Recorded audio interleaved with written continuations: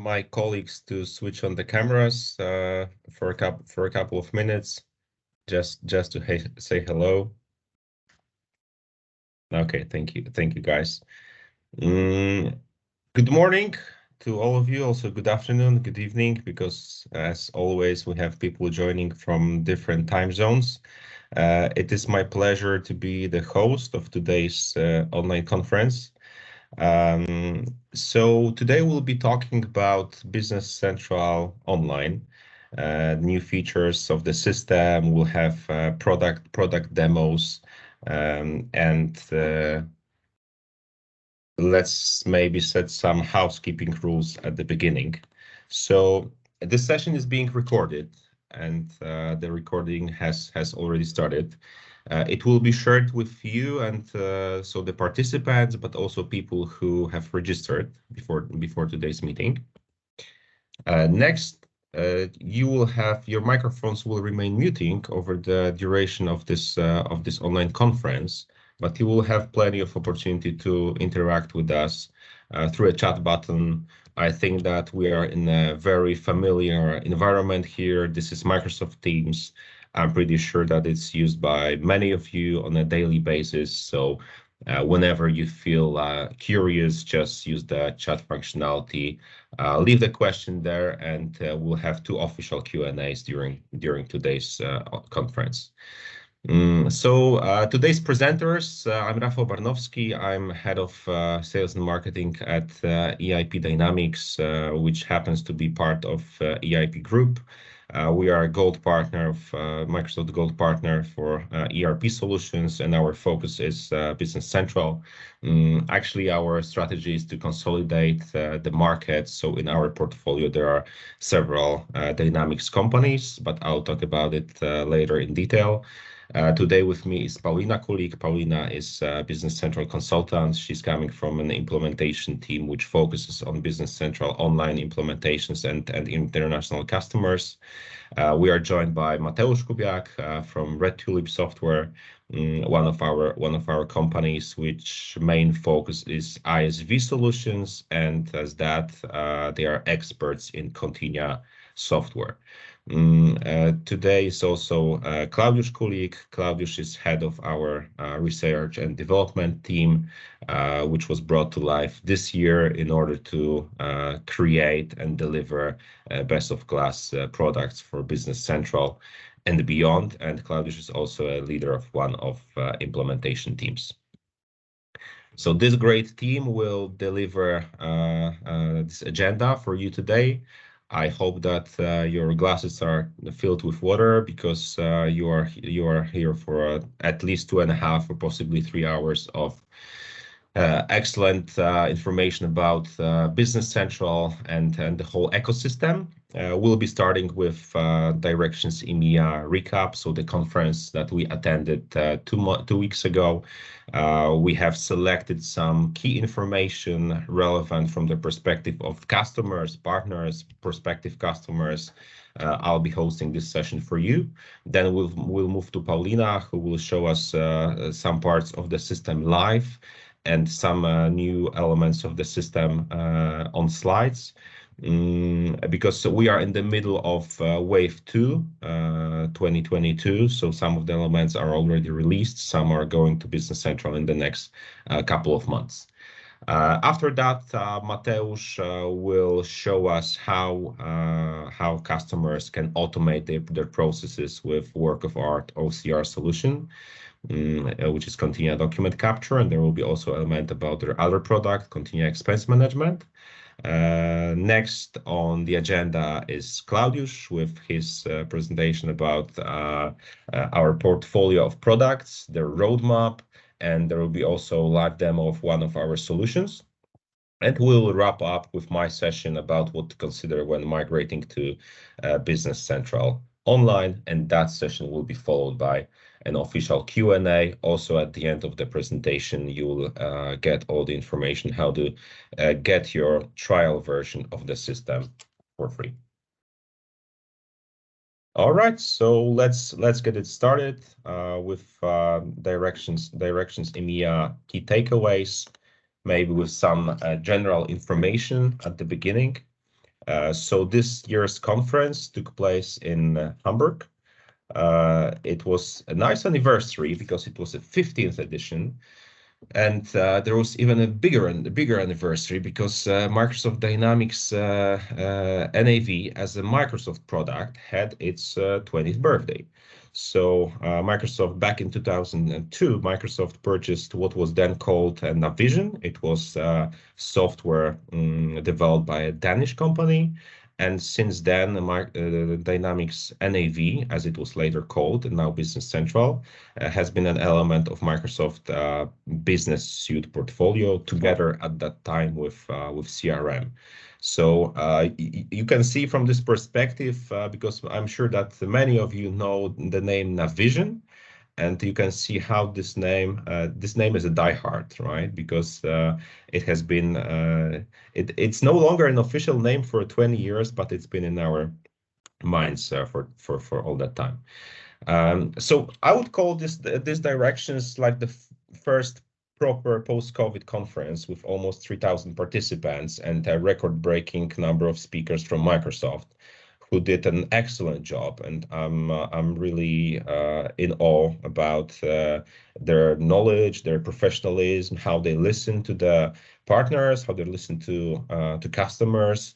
On many occasions, they are mentioning Business Central Ideas portal, BC Ideas, and most of their development is coming from there. So if you're not using it, I think you should. There was also a record-breaking number of sessions, more than 250. And it's very clear that this is no longer a Business Central conference, but not in a negative way, right? The focus is broader. The focus is on SMB. So this year there was a lot of going on around the Power Platform, Power Apps, Power Automate, Power BI, Power Portals, and also Dynamics 365 apps like sales and customer service. And last but not least, integration with Microsoft Teams, or I should say the whole Microsoft 365, M365 portfolio. We'll have a live demo of that today. And I think that this is something that everybody should get excited about, because this is something that cannot be offered with any other ERP system in the world, this tight integration with Microsoft products. What was also the focal point of this year's conference were some initiatives. One of them was already started a year ago, Women in Dynamics, and one of them this year. So this ecosystem of Microsoft Business Central partners is definitely leaning towards men and people in their 40s, 50s, 60s. And it's very important. It's a priority of our community to extend the ecosystem, the environment, to more women, to more young people.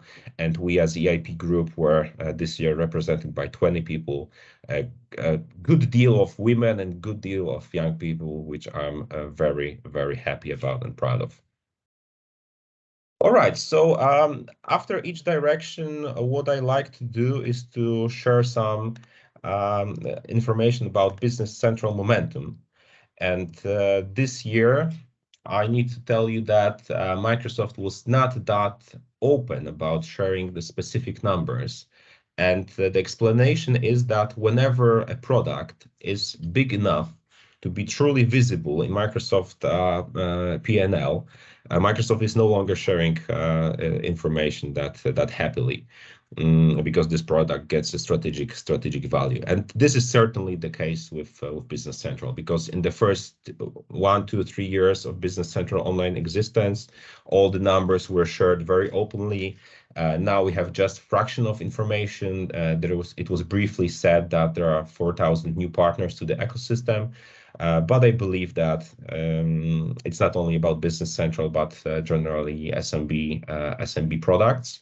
What is a very objective measure is how many solutions we have on AppSource, solutions that connect directly with Business Central. It was 1,800 last year. Now it's more than 3,000. So just have a look. It's more than 60% growth. That's amazing. In fact, Business Central is the most prolific ecosystem of partners when you look at any Microsoft solution. So even Outlooks or Teams or SharePoints or different or other business apps cannot beat Business Central. This is the biggest number of apps available for a single product. When it comes to customers, there was already a pretty good number last year, more than 20,000. Now we only get information that the growth is two-digit. There is a two-digit growth per quarter. So a very, very steep growth. I think that the growth of customers, of users, is even steeper, and we can see that also from the perspective of our customers. What was announced very openly and directly is that Business Central is one of the biggest growing business apps in Microsoft. So if you are thinking about moving forward and your future depends on Business Central, I think that you are in safe hands, and this is a safe bet to make, because it seems that this product is a star out of Microsoft portfolio. Okay, moving on, we have a pretty dense roadmap for the next release. This is release 1, 2023. I have selected several elements for you, which draw my attention. From the onboarding, it will be possible that partners can initiate trials of their apps, of their intellectual property. Right now, there are some elements that help to do that. There are some elements that help to do so, but trial is more of a generic experience around Business Central standard system. And at the end of this presentation of this conference, we'll be sharing with you how to set up your own trial. When it comes to user experience, there will be more possibilities of customization. In fact, this was also a part of this year's release of Wave 2 2022, and Paulina will be showing that as well. And there is one more element, which is efficient keyboard navigation. It might sound a little bit old school, but I've heard many times, especially from accounting teams, accounting users, especially people who know they are using some legacy software that could be navigated through keyboard, and they think that this element of being able to use the Business Central interface through keyboard will immensely increase their productivity. When it comes to Power Platform, what draws my attention is that in Power Automate, there will be an attempt to deliver approval experience in Power Automate. This is interesting because here Microsoft is going a little bit in a competitive situation with other partners who already have such solutions. So I'm wondering how that will be delivered. What is of particular interest for us is that now it will be possible to move environments around tenants. So now it's that specific production environment or non-production environment, they are attached to a tenant. And it's possible to extract data and then pull it up to another tenant, but it could be time consuming, definitely more time consuming than just moving an environment from tenant to tenant, and that should be possible starting from the next wave in 2023. Last but not least, let's have a look at functional enhancement. We have several financial elements like non-partly deductible VAT or GL accounts, intercompany, but this is not a lot, yes, and it will remain this way. We can safely assume, because Microsoft is not that much focusing on extending features, rather the platform, security, compliance, integration with the whole Microsoft ecosystem. And that's what, and it's leaving space for partners to actually deliver vertical solutions. That's why we have so many partner apps in the App Stores. Okay, there was a lot announced about local versions. So the situation that we are now is that there are currently more than 100 local versions in 100 countries. So I think that nobody in their sane mind could say that Business Central is not an international product, because it is. It's definitely a multinational product. We have almost the whole Europe covered. We have whole North America covered. We have almost all South America covered. There are some gaps in Africa and Asia. So the target of the next wave is Africa, where the plan is that there will be 20 more local versions delivered in the next wave. So that's definitely a lot, and I think that international availability should no longer be any concern for any customers as a matter as a matter of fact. There are also some interesting elements about what is the strategy for the localizations. So first of all, Microsoft is planning to adjust the core base application. And what does it mean to adjust? It will mean both to enrich it with some non-regulatory elements. There were some ideas from Sweden, from Italy, of elements that are not country specific, but could be helpful for companies in other countries. So these are elements that will definitely go into the base app, but at the same time, base app will be delocalized. So there will be some local elements made depreciated from the base app, and there will be moved to local extensions. So the target solution would be that we'll have a base app with non-regulatory elements, or with some regulatory elements like financial reports, which can be easily set up for specific local purposes. And then on top of the base app, there will be local extensions. Of course, part of the strategy is also to optimize the solution for extensibility, so that partners can add their own solution on top of what Microsoft has produced. By the way, I want to share with you what is the current state of moving local features to extensions. From the perspective of localizations, where Microsoft is responsible, and there are around 20 localizations like that. There are 3 that are already moved to extensions, which is Denmark, which is India.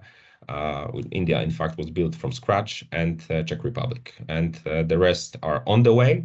This is a full list of extensions that are on the roadmap. Local versions that are on the roadmap. Less complex are Finland, Iceland, and Sweden, and one of them will be definitely next to come as an extension. And it's interesting to see how Microsoft views the complexity of those local versions. And we are actually present in most of these countries, and we see it in a similar way. So, for instance, Belgium and Germany, they are feature dense, feature rich, but they are not considered as most complex. Okay, next topic was onboarding. It's a bit of a recap from the last year, but with a major twist. So first of all, the vision for onboarding is pretty clear. Microsoft wants to make sure that customers on their own can find, but also explore and start using Business Central, but not only the standard version, but also apps created by partners. And how to ensure that is that users are guided step by step and are getting help with how to finalize the setup of the system themselves. Then on top of that, partners can deliver their knowledge as a service, so knowledge specific to their solutions, to their app. And the users can go deeper by watching some tutorials, videos, reading documentation if that's necessary. It's pretty clear, and it was also communicated openly, that this is a scenario possible mostly for small installations, non-complex installations. And whenever we have like a bigger installation, more complex installation, it means that a partner will be needed from day one. Okay, and onboarding also will help partners make their life easier. Because now the top priority is also that partners can create onboarding experience for their solutions. So they can set up a certain checklist, so a list of tasks that needs to be done by a user to complete a setup.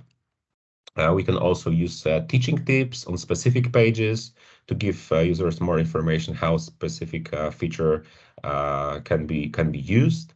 We can also include some demo scenarios to increase this wow effect. And there is a user-assisted setup. So whenever there is, let's say, an integration with an external solution, we can use user-assisted setup. And that's something that actually will be shown by Claudius when we talk about our product portfolio.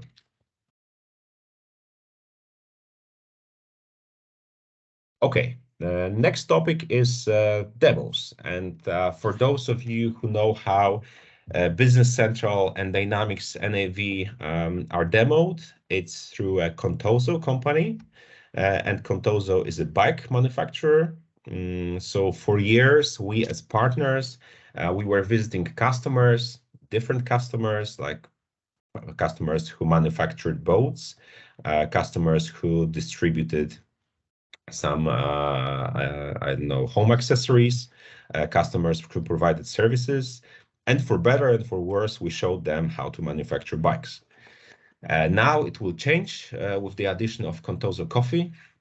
Contoso Coffee is a manufacturer of coffee makers, espresso machines, and beans. And there are specific manufacturing scenarios that now have been included with underlying materials, rich descriptions, how to demo the solution. And each scenario, like this first one, focuses on a different element of manufacturing process. Like this one is the simplest, I think. It will focus on mostly on BOM and routings. Another scenario will focus on item tracking. Next scenario, it will focus on flashing methods. And the last one on this list will focus on phantom bombs and stock keeping units. This will be followed by more demo scenarios for manufacturing, for warehouse management, and it's coming soon to Business Central. Okay, there was also some interesting licensing update. Just as a recap, let's have a look at what you get when you license your first Business Central full user. So you will receive one production environment and 3 sandbox environments that will be within one Business Central tenant. The database capacity is 80 gigabytes, and this is per tenant. That's important, not per production environment, but per tenant. And you receive additional capacity with new users that you are licensing and new production environments that you are licensing. So each full user essential will give you 2 gigs, premium user 3 gigs, and production environment 4 gigs. Then Microsoft decided to reduce the cost of additional environments to $300 per month. We are transactioning in euros, so this price will be a bit different, but this list price value is $300 US, and you can also license additional storage, like 1 gigabyte is $10 per month, but it can also be purchased in bulk. And when you cross this threshold of 100 gigs, the price gets decreased. Yeah, so that is the update when it comes to entitlements and the prices.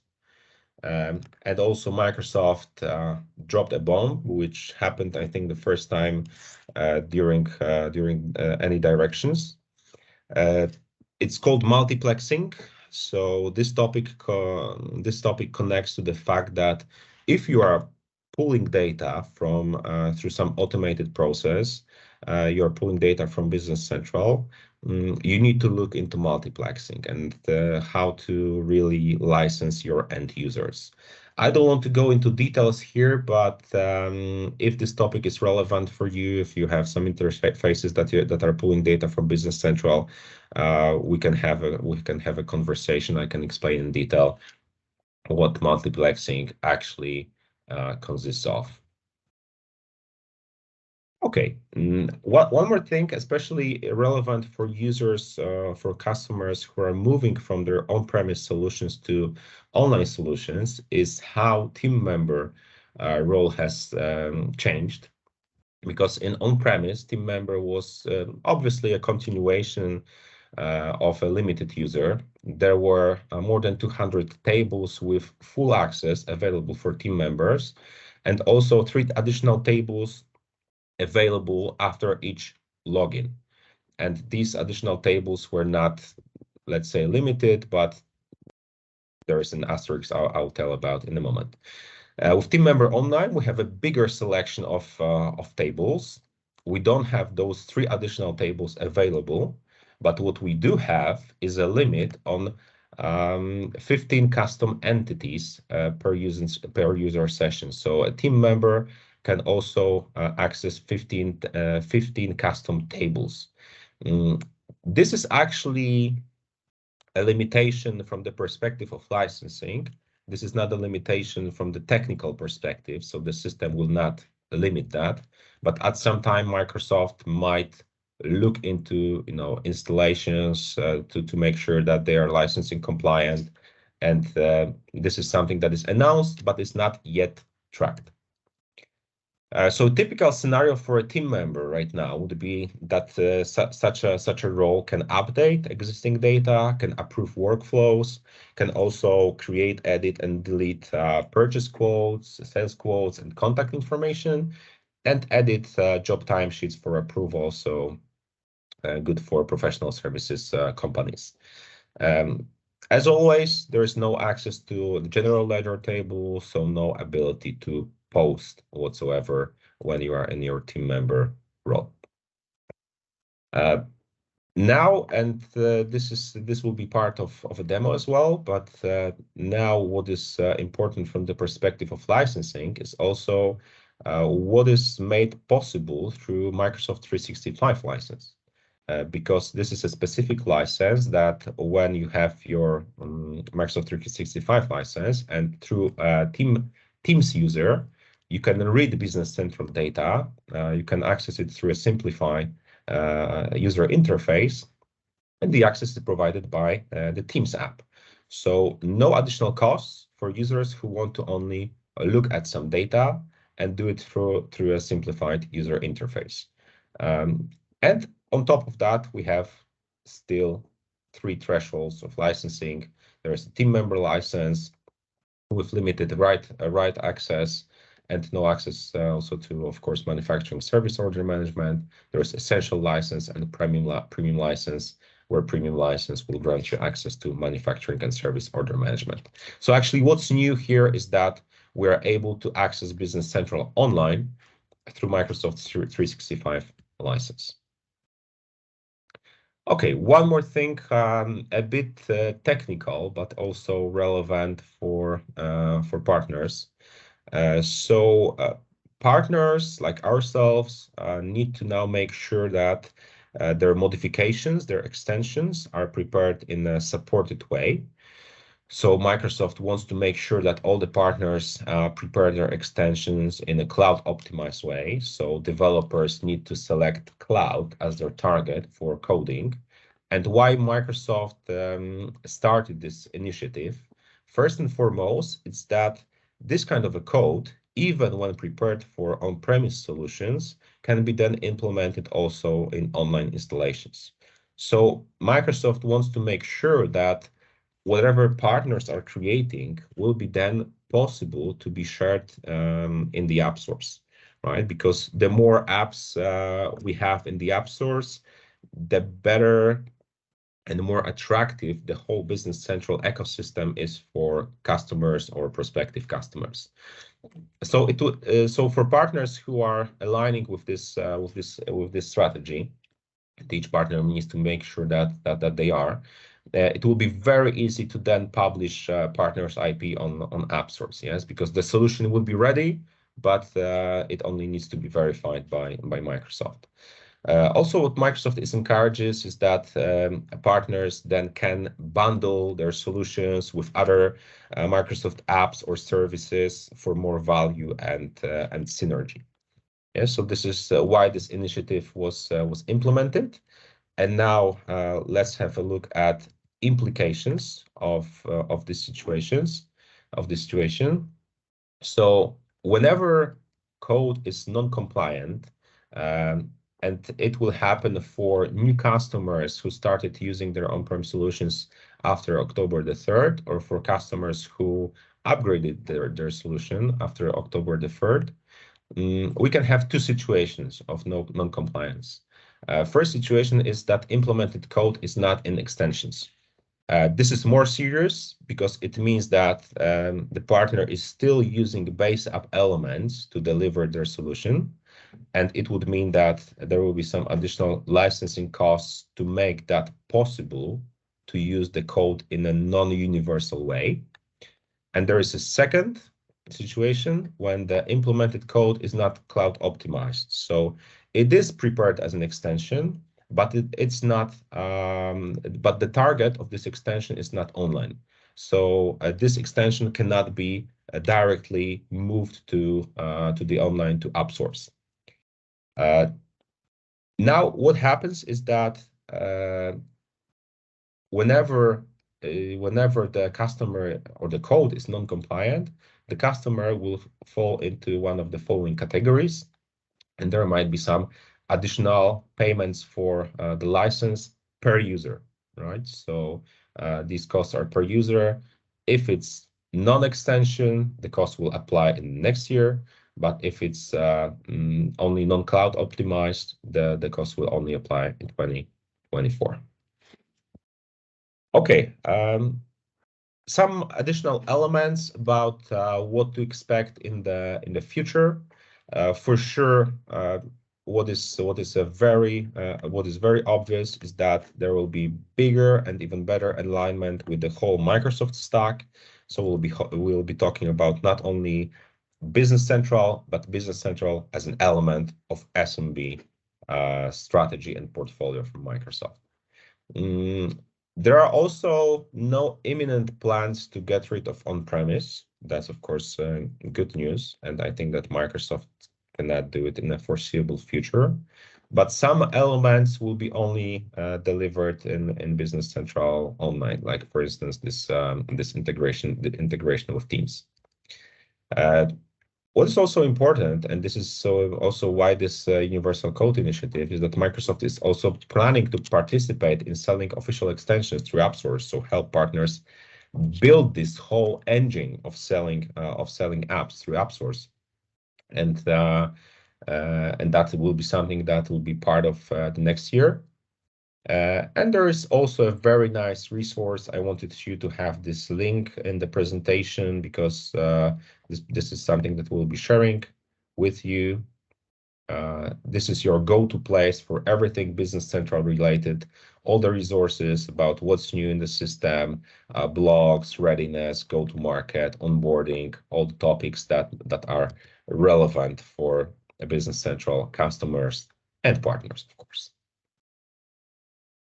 Okay, now just a couple of words about EIP Group. When you think about EIP Group, you need to understand that there are several companies in the group, 3 of them focusing on Business Central, which is EIP Dynamics, RedTube Software, and EIP Software.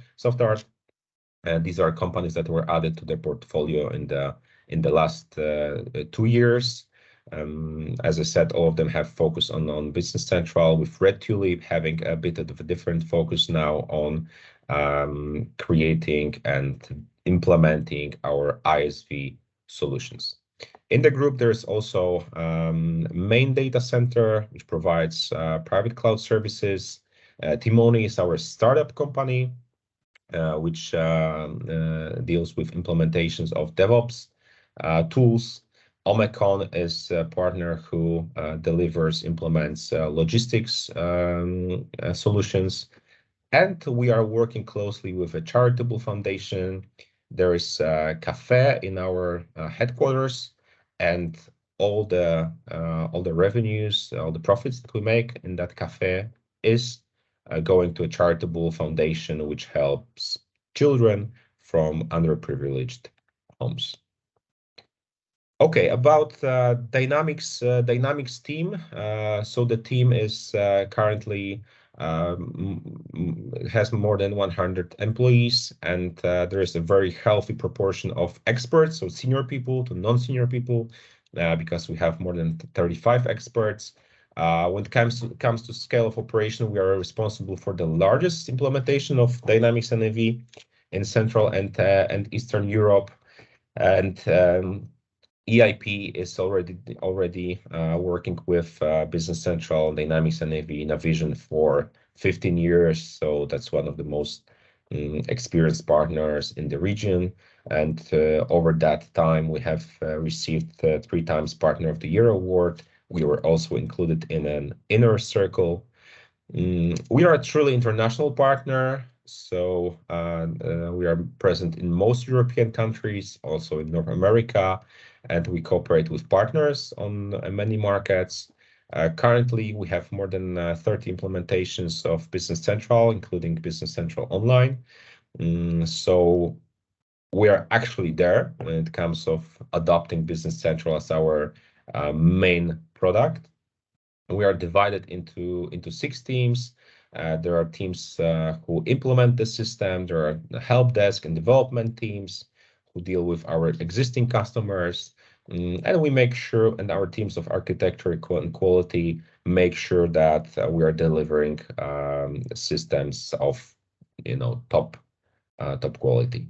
When it comes to apps, we are using some popular apps, like Continia is a good example, but we are also creating our own, and this will be something that you will see today.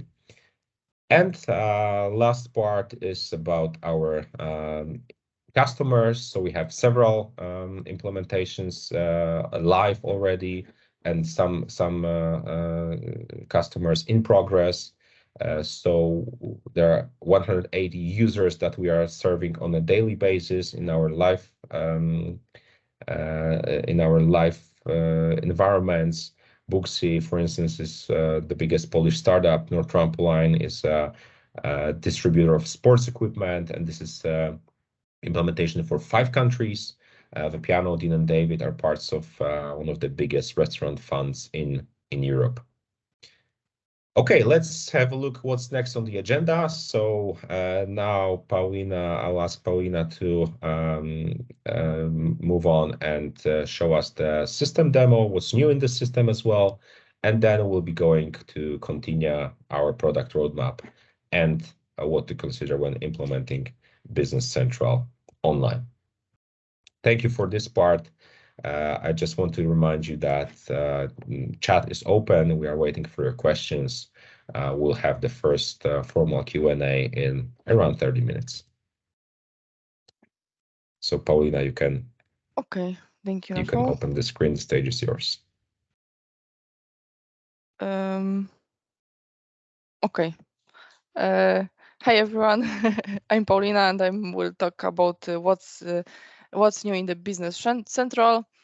Okay, so we will start from finance, new experience.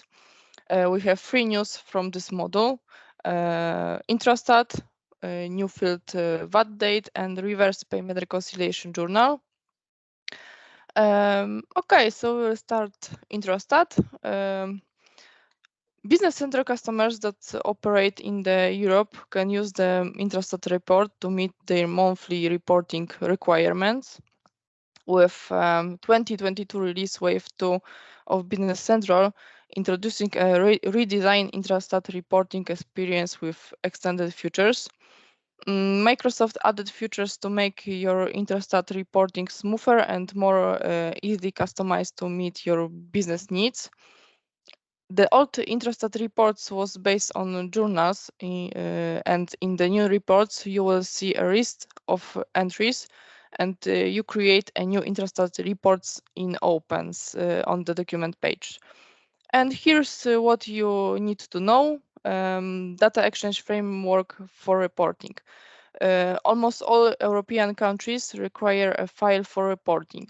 Previously, Microsoft created a hard-coded file. Now use the data exchange framework, and you can easily create time-stamped files for export. Include prepared formats for countries for which we have localization. You can change the out-of-box reports or make your own, especially if they don't have a localization for your country. Configurable checklist report. After you fill in the Intrastat report, you can run a configurable checklist report to make sure the information you entered is correct and that all fields you indicated are mandatory have been entered. Fixed asset reporting. You can also include fixed assets in your reports. WAVE and supplementary units management. For both goods and fixed assets, you can easily configure the WAVE and supplementary unit of measure and if needed, recalculate WAVEs and supplementary units without changing any other values. Many corrections. You can manually correct your lines and edited lines are indicated. More report configuration options. The new Intrastat report configuration has more options and you can also adjust your reporting in the data action definition settings. You can set the file export preference, default values, which country will be the base for reporting, how to treat VAT numbers and more. Service declaration is coming soon as a separate app. Service declaration or Intrastat for services will be available in November 2022 as a separate app. Business Central will report services that come from the purchase and sale of items configured as services, resources, and item charges. Okay, VAT date. Some of countries required reporting for VAT statements and VAT returns by using a date that's different than the posting date. Sometimes the date can be document date, but even this date can differ from the requirement. For this reason, the new VAT date exists on all purchase and sales documents, as well as on journals. Before starting, user can set up the default value for VAT date, posting date or document date in the general ledger setup, but the date can be changed on individual documents and journals. This is either the date that the document was created or posted, depending on this setting. When a document is posted, the new VAT date will be visible in VAT entries and in GL entries. If necessary, it is possible to change the VAT date after posting. And the next, reverse payment reconciliation journal. If you use the payment reconciliation journal page to register and apply customer payments, you can set up the journal to use a specific number series, so that's easy to identify the entries that were posted through the journal. You set up the number series in the bank account page in the Posting Fast tab. When you use automatic application, Business Central skips bank ledger entries that have already been posted, which helps prevent double posting. If you're also doing bank reconciliation, we're added the following to the tester report. The statement date is added as the most recent date of entries in the journal. The statement ending balance is added as the sum of amount in the journal.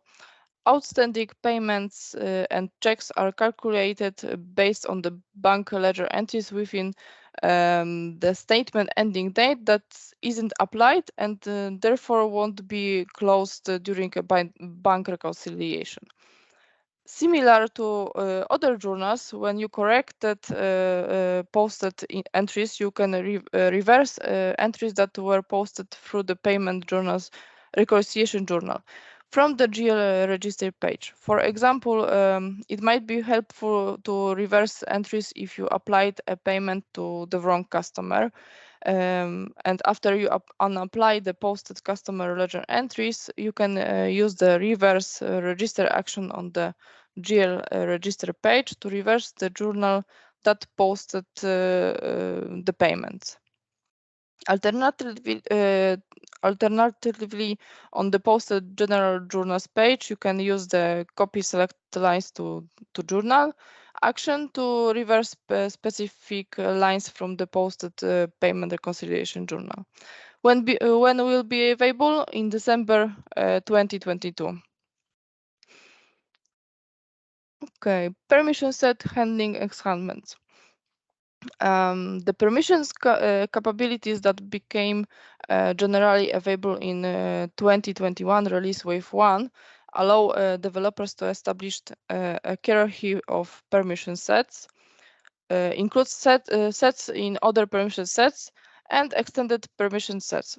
In 2022 release wave 2, admin users can leverage these permission sets and group them based on business needs.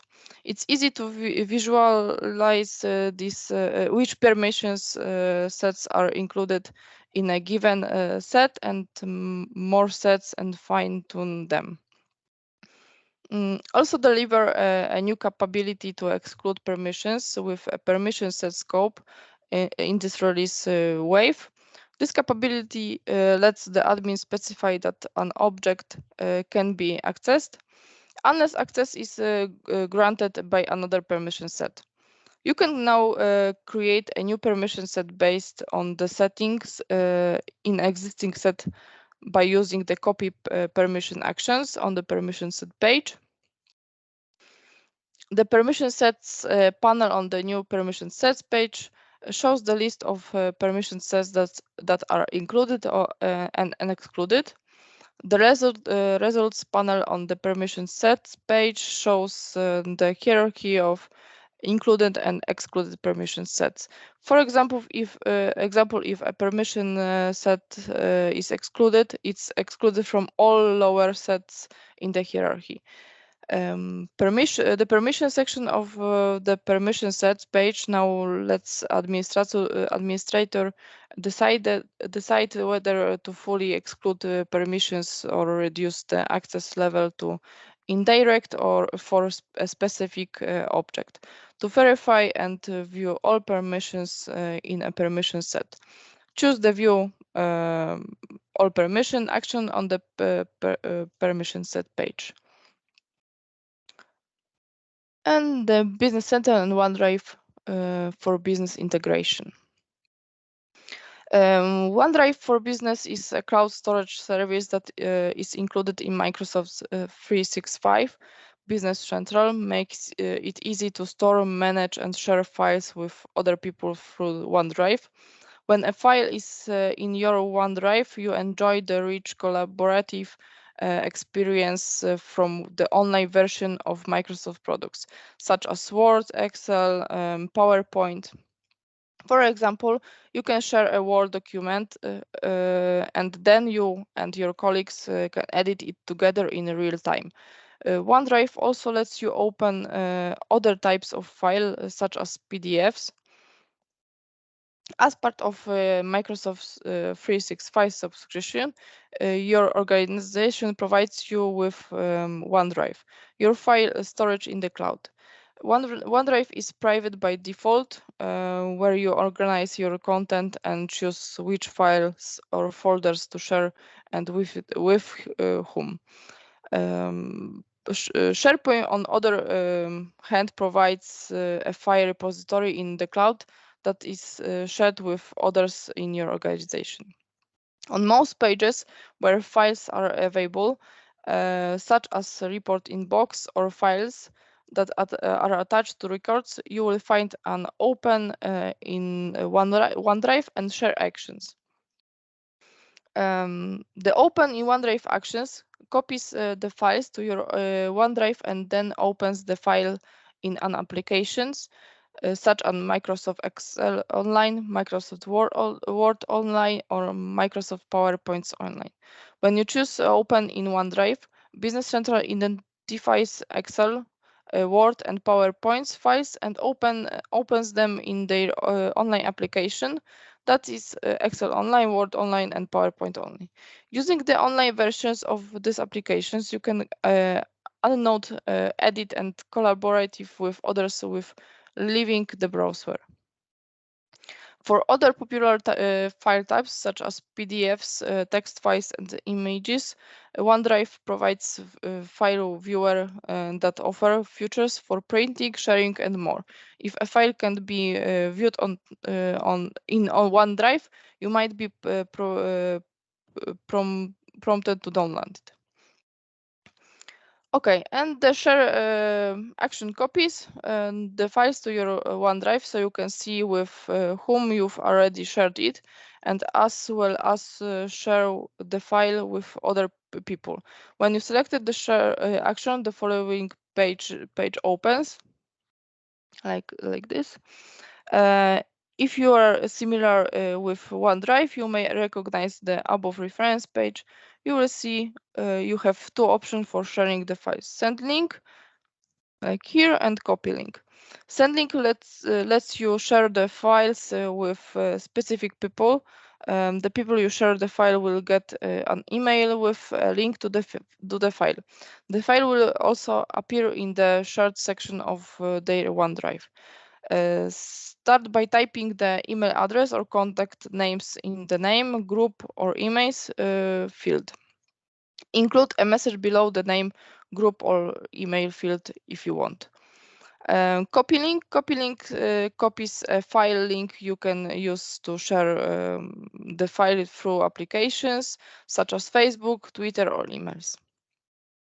When you choose open in OneDrive or share the file is copied from Business Central to your folder in OneDrive. If you edit the file in OneDrive, that will be different from Business Central file. To update Business Central with the latest file version, remove an existing file from Business Central and upload the latest copy. Okay, and we can go now to our Business Central and make some more fun. Okay, so I will open my Business Central. We are on the Kronos now, and we can go to something new, like switch companies across environments. And here we have a small button for environments. And if I click here, we can see here all on companies on Sandbox. Like here we have two companies: BaseLinker Demo and Kronos USA. I'm on it. Production environment, Sandbox for Academy, and Sandbox VMS. This is something like shortcuts or something like this, because when we go to here and click, maybe I can go to production, we can click switch, and then we just want to switch company environments. And we have here options like switch, open in new tabs, open in new tabs, and go to the same list. This is probably the quickest move to another environments. Okay, and if you can see here we have colors. We can add to all our environments colors and text to see here. We have to go to company information and company badge, and here we have company badge. We can choose custom. We can choose style, and we can change for maybe light yellow. And for example, we can change this text for test. And if we save it, our Business Center will refresh.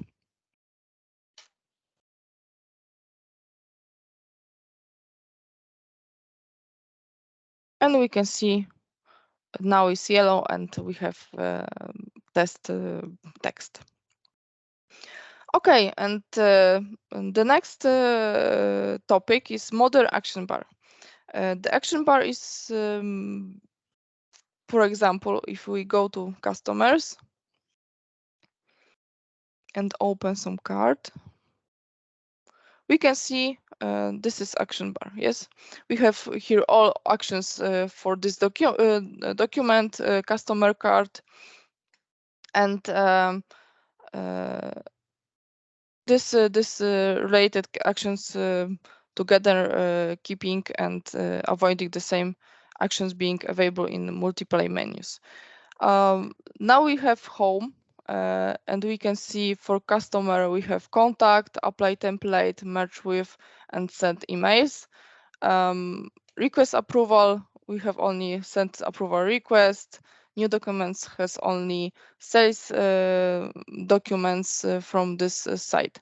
And if we go to maybe sales invoices,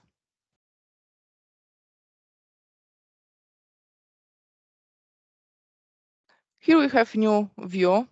Like maybe you remember we have here posting, and there was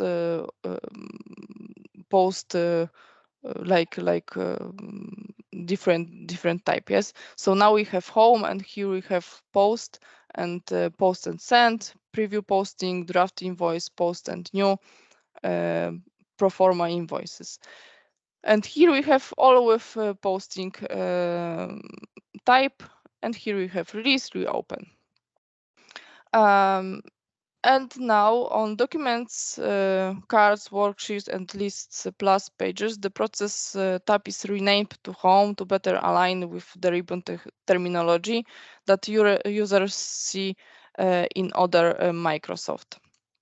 On the document pages that have post and release actions, the actions are now presented as split buttons in this home tab.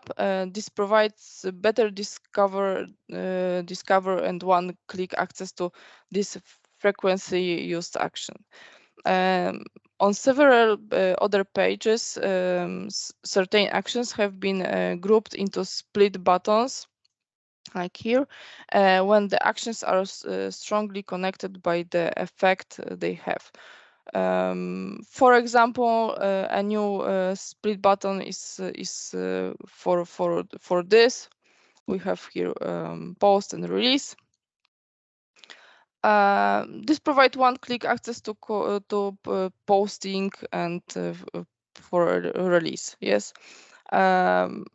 With documents, cards, worksheets, and lists plus pages, the actions bar is now presented in the pinned state when opened for the first time. This helps you to discover relevant actions in the actions bar and provides one-click reach to actions without first pinning the actions bar yourself based on user feedback and our statistic of how pages are used. Certain action are in more promoted places in the action bar. This reduces the number of clicking to reach frequently used actions and make relevant actions more discoverable. Okay, and the second third new one is finance report. You can see here. Finance reports arrange accounts from your account chart of accounts in ways that makes data easier to present. You can set up various layouts to define the information you want to extract from the chart of accounts. Financial reports provide a place for calculations that can't be made directly in the chart of accounts. For example, you can create subtotals for groups or accounts and then include that total in other totals.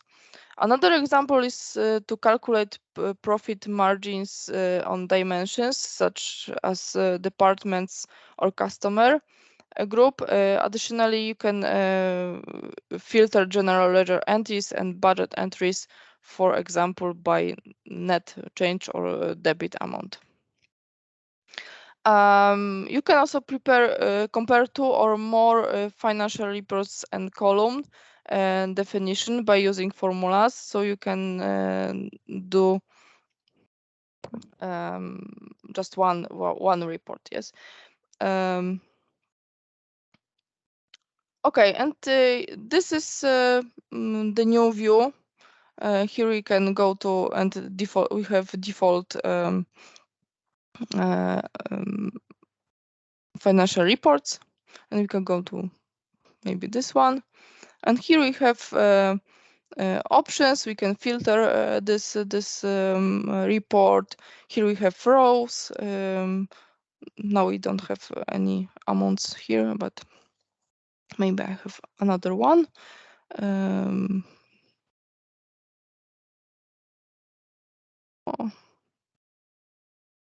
Okay. And we have also dimensions filter. We can choose for departments, everything here. And if we change something in filters, we can just click recalculate, and probably will be filtered by this filters. Here we have next column, home, period, export to Excel. We can export financial report to Excel. And if we go to the first page, we have here options like edit financial reports, edit row definition, edit column definition. So we can open edit financial, so we have the same view like before, or edit row definition. So here we have all our lines from report. And we have we can here add, for example, balance sheet with totaling time posting accounts, and add here our account, row type change, net change, balance at date, beginning balance, net amount, debit amount, credit amount. And probably looks similar to views on the first version of finance reports. Okay, and then the last one, Teams. The Business Central application for Teams only works with Business Central Online. There are no plans to support Business Central deployment types such as on-premises, hybrid cloud, or private cloud that Microsoft doesn't host or manage directly. The application is intended to work with any localization of Business Central, whether that localization is offered directly from Microsoft or through a partner. Okay, so I will open my Teams. And here we have my Teams channel for testing. And after installing the application, you will be asked to inside in the first time you use it, when you pass the Business Central link into the Teams chat or choose the details action on a card in Teams. Depending on your Teams client, you may have to enter the credential you use to access Business Central. For this first step is to find Business Central. I have now our Kronos company here. If I click to this, we have setup, and I open setup so we can see what we have in setup integration with Teams. I have here environment and company and my credentials, so I can save here. And for example, I can from this view, I can probably find maybe customer, and I can see customers from our company. Yes, and if I click, we can see a customer card with this Helen Ray contact card. Okay, and if we have a conversation with our colleagues, we can share information from Business Central. I close this for a moment. And if we go to, for example, vendors, and go to card, here we have our options shared to teams. If I click here, I will have something who to send this information. So I will choose my general group. Here is some text, and I can click share, close, and now we can see our vendor is now sharing with my colleagues on the same channel on Teams. I can go to details.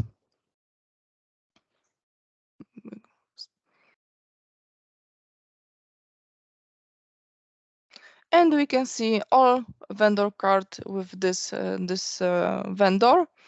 I can edit this card from Teams, like changing address, for example, some numbers, and save it.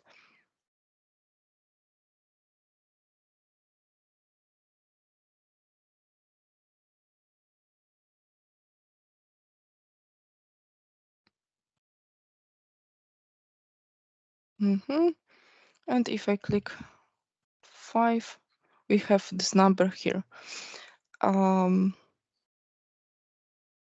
Okay. And we have also options to add here tabs like sales invoice view or customers. For example, if I go to sales invoices, I have just one card of sales invoice because on test we sent just this invoice like here. And customers. So customers will be the list of our customers in Business Central. We can from this view we can go to card. You can see. Click to new and add new customer from to our system. Oh, some bug.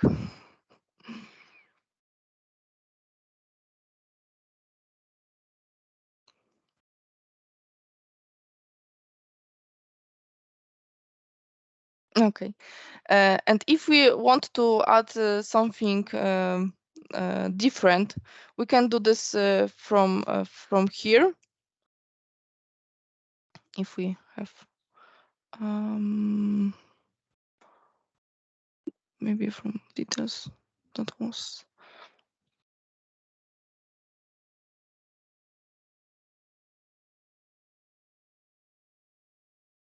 We can pin it, and we have tray research now here. Also, we can click here, add a new card. We can choose Business Central. And probably my account will be not good because I'm here on EIP account.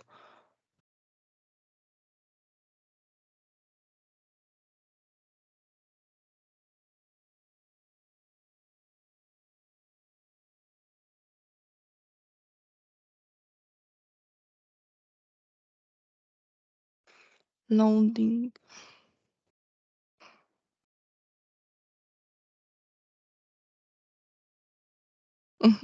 I do not have access to this company because I'm on EIP, but should be here formats like to choose table and field what we want to see on this, like on this customers list. Okay, and we have also here copy link. We can copy just the link and send it to our conversation, like copy paste. And if we click here, we just open this card in another tab. Okay, and probably that will be the end of my presentation. Thank you for your attention. Yeah, thank you very much, Paulina.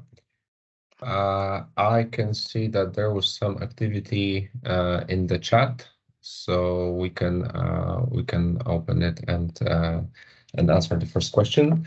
There was a question from Marco: is there a connection between Power Apps and Business Central? The short answer is yes. There is a connector that reached general availability in April this year. And Claudius, maybe you can have some more details here. Yes, I can confirm there is a full support with the Power Apps and Power Automate connected with the Business Central. And on our roadmap, we also have a plan to write 2 new Power Apps connected with Business Central. So this is the clue. Yeah. Plus, as was said, and it was very visible during Directions conference, many partners are already leveraging Power Apps to extend Business Central capabilities. So this is becoming sort of a, or it will soon become sort of a standard in Business Central implementations, mostly online. Do we have any other questions?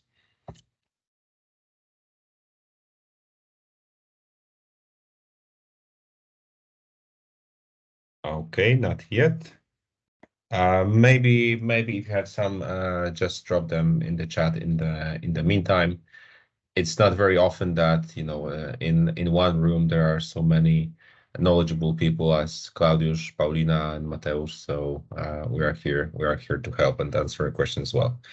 Okay, I think that we can move to the next point on the agenda. Mateusz will now take the floor and the screen, telling you a bit more about Continia document capture and also other products and how they streamline processes in organizations.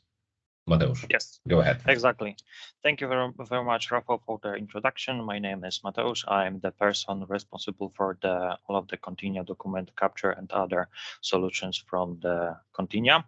On today's meeting, I would like you to present 3 key benefits going from the usage of Continia document capture and other solutions.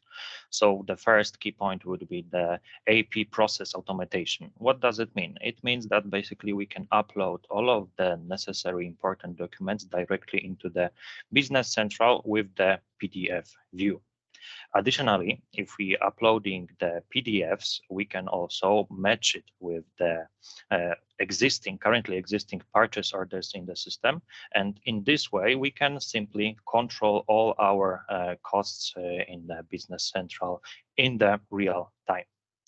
Additionally, of course, the Continia document capture and other solutions coming from the Continia are directly integrated into the Business Central. What does it basically mean? The users who already knows the Business Central, they do not recognize the difference basically because the navigation through the system is exactly the same. And from the implementation codes, it's very beneficial because the implementation is much easier and the onboarding is also much faster. Before I will go to the demo of the system, I would like you to present the basic flows in the document capture, how it basically works. So first of all, we are starting with the paper documents or the electronic one on the PDF or in the XML. Those documents are transformed into the OCR engines. Though OCR's engine can be installed both on your environment, on Azure environment, and can be handled by the Continua Delivery Network. So the most recommended by us the way, because we are just cutting all of the implementation costs based on the OCR engine installations, and you as a customer are just paying for the pages which are recognized, the amount of the pages which are recognized. After the system is moving forward to the life cycle of the document in the system, we are starting our journey with the registration. After the registration, system is asking us for the approval of the documents. After it is approved, the documents is archived. After those 4 steps are completed, the system is gathering all of the informations and creating the algorithm, which allows us to work even more efficiently, because it's saved and the system knows how our documents looks like and how we are approving those documents. Let's move to our Business Central and see how the system works. Here is our Kronos company in the Business Central. We have already documents pending our action. Let's take the first one, the simple document with 1 line. On the right side, we will see the document itself. What we need to do right now is just to recognize the information from it by clicking once and adding all of the necessary informations which are not gathered on the documents coming from our vendor. So, for example, the GL account number. This is our job. After we will recognize the next document from the same vendor, this GL account number will be already there. We can also assign the posting description, not typing manually, just marking the place and finding our information straight in the field. What we do now is just to register document and send for an approval on the predefined approval flow. Document is sent for an approval, and let's take the same document, the next document from the same vendor, and find out if the system just learned everything what we provided previously. So once again, I'm recognizing the information, looking if everything is right here. Our predefined GL account number is already here, and the posting description also. Let's send it for approval and take the next, a bit more complex document. The next document will be according to our control cost processes. So we would like to match our document with the existing document, the purchase document in the Business Central. To do so, I need to open the detailed information on our document, go to the modes which are dedicated for the purchase orders matching, and find out that system recognized our purchase order lines in the system, just propose us the value which needs to be matched. We can do it manually by typing the quantity which are received on our invoice, or we can just perform it automatically. Let's see, everything is correctly matched. The values are also correct. What we need to do now is just to simply register this document as it was done previously on other documents. This vendor also has a predefined approval flow, so we are managing it on our implementation process, and we are proposing the most efficient way of approving and selecting the people which needs to be involved into approval process. The last document what I would like to show you today is the document with the multiple lines. Of course, we can recognize it regularly, but right now we do not have any information about the lines. We can force the system to look for the lines automatically. We can do so by doing the translations of each individual definition of the column, just like I'm doing right now. And it will allow us to find all of the lines on our document and save the algorithms which will be proposed by the next documents. All the definitions are marked. Let's recognize it once again. So start the recognition process from the beginning. And as you can see, all of the informations are gathered. What needs to be done right now is just the information about the GL account on which this line needs to be posted.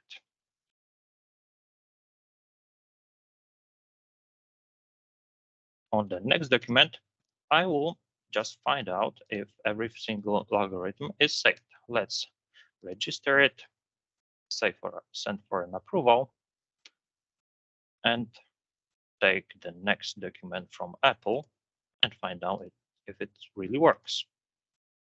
So we have the next document from the Apple reseller with 2 lines. Let's recognize it. So recognize it. Open the document card with the detailed information. And as you can see, all of the lines are already recognized. All of the information about the GL accounts are saved. What we need to do is just register it and send for an approval. Let's find out how the approval process works like. If you have any questions during my presentation, please feel free to ask questions on chat. We'll come back to it and of course answer. Let's open the approval portal. This is the external service which allows us to open direct information about the invoices pending our action. As you can see, we have 5 documents pending our action. And if we click the number of an invoice, we will see the same view, the similar view, but with the fields which are relevant for the person who is approving it. So on the right side, we have the PDF. In the middle of our screen, we can every time add the comment to our approval process. So every time the next person on the list or the accountant will see our comments right here. Of course, we can attach the information from our PC. So if we would like to add some kind of the agreements, we can add it here. Here we have an information with which purchase order this document was matched.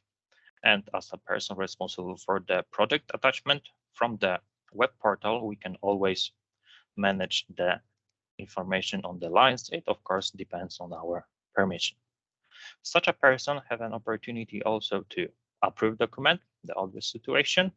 If something is wrong with the document, we can always reject it. By rejecting it, we need to always type and comment why we would like to just reject it. I want rejected it. We can forward this document to another person. In the forwarding modes, we have few different ways of forwarding this document, and we can put on hold or stop from payment. We can just go on with the approval process, but the payments will be stopped even the document is posted. So let's approve this document. As you can see, we are automatically moved to the next document. And let's leave this document for other place to approve document. This other place is called the mobile app for the approvers. It works quite similarly, but as you can see, it's designed for the mobile devices. As you can see, this is the simulation of our mobile device, and we see 3 documents pending our action. By double clicking, we are opening the documents. If this is enough for us to do the approval, so we can click approve, same places. Approve, reject, forward, or put on hold.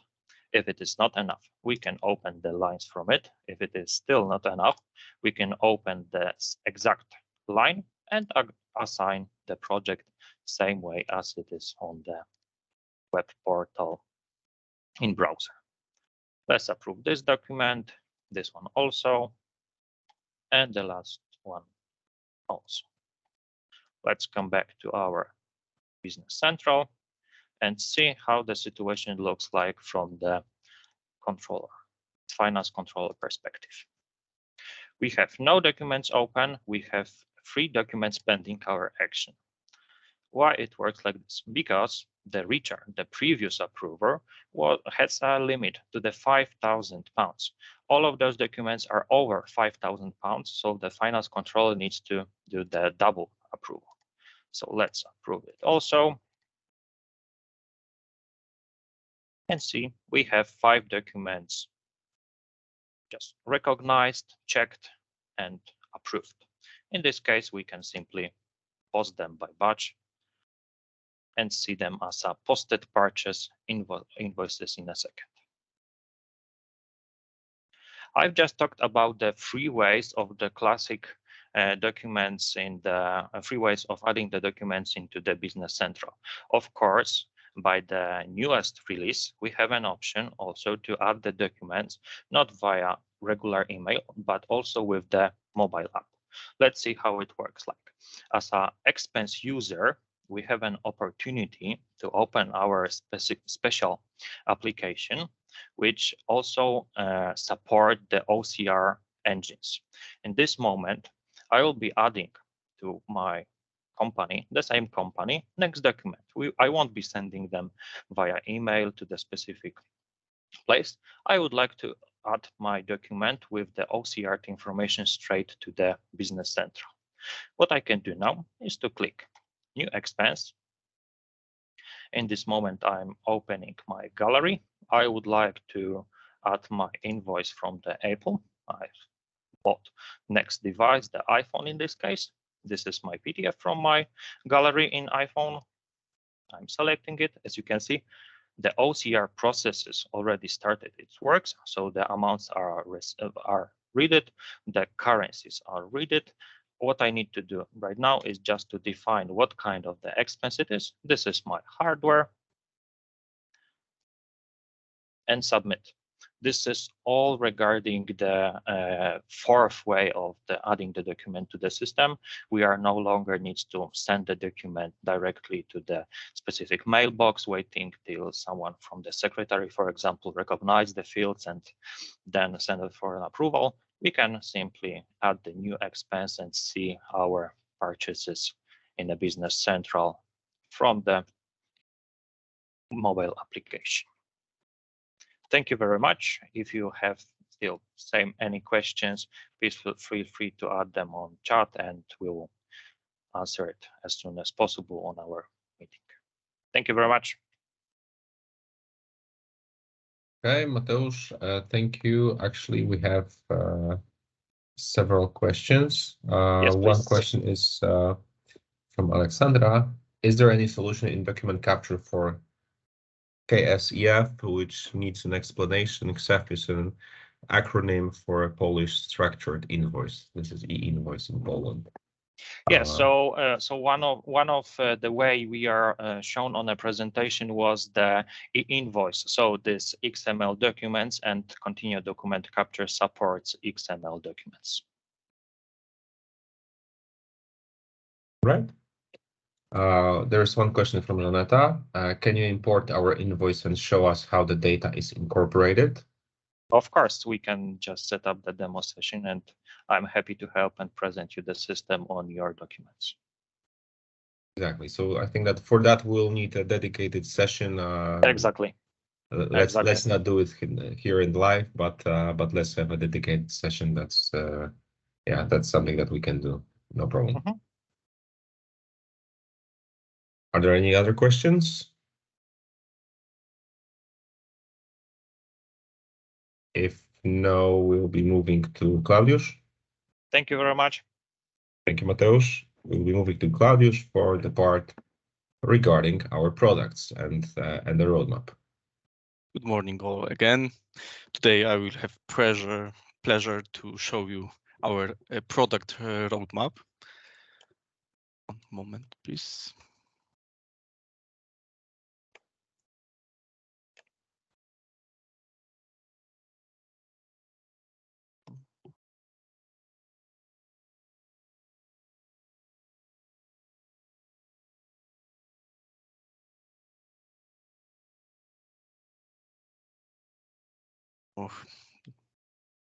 Okay, we can see the screen. This was wrong screen. One moment.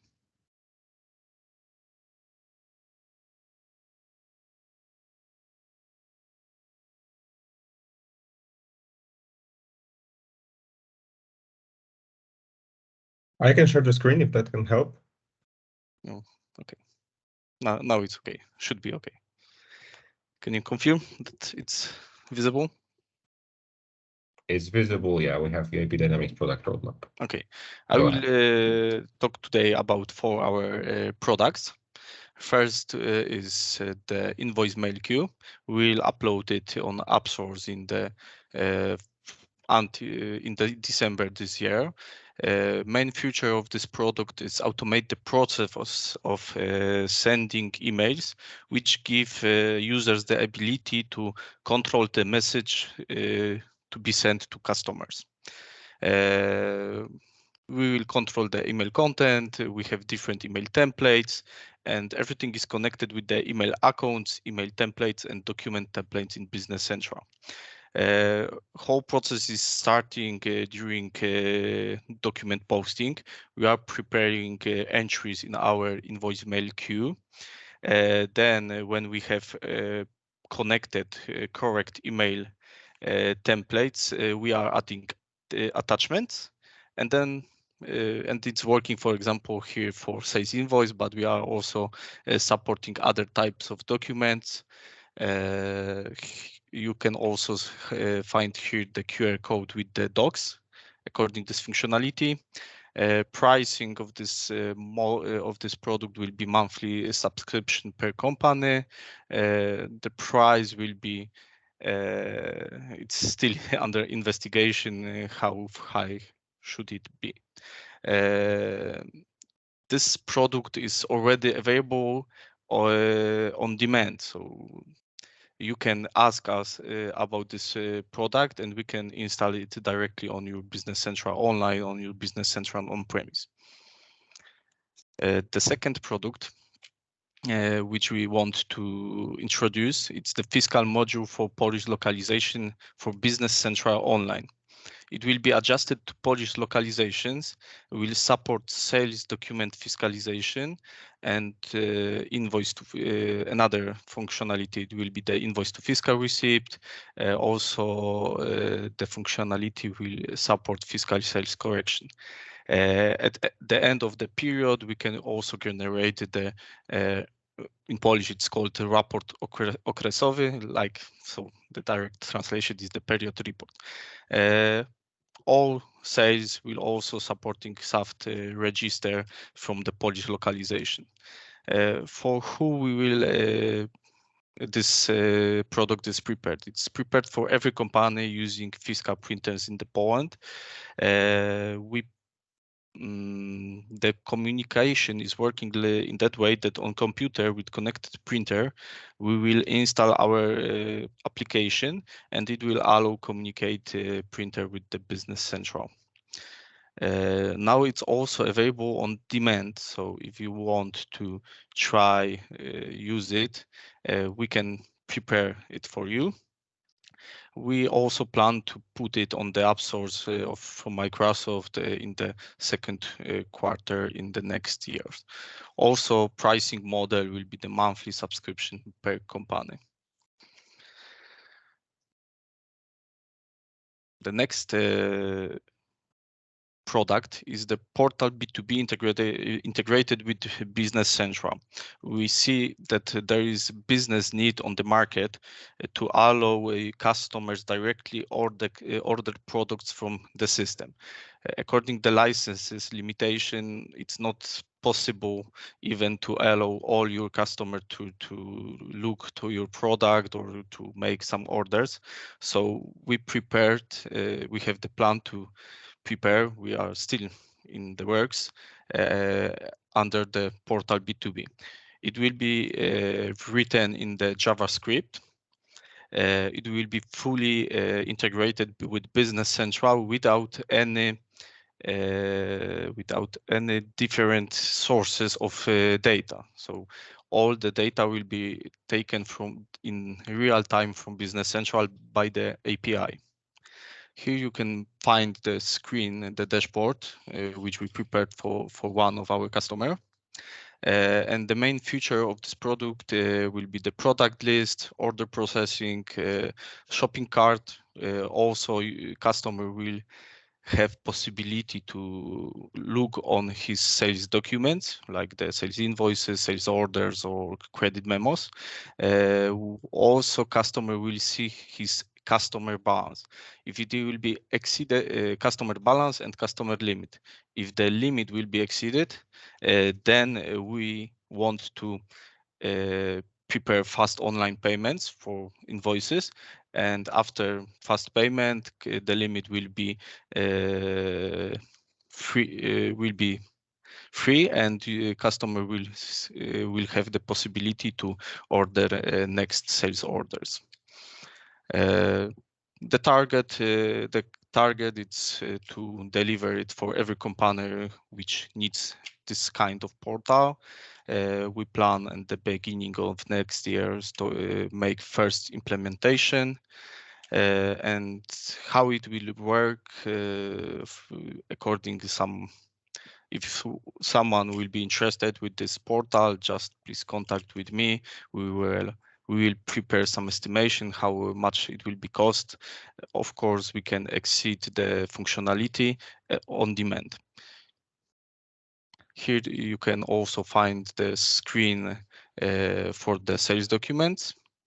Another screen will be, it's according to the shopping cart. So you will be able to add the products to the shopping cart, check if everything is okay, change the amount of the quantity of items, and also select the address where it should be sent. And it will be also defined on the Business Central level which addresses are available for each customer.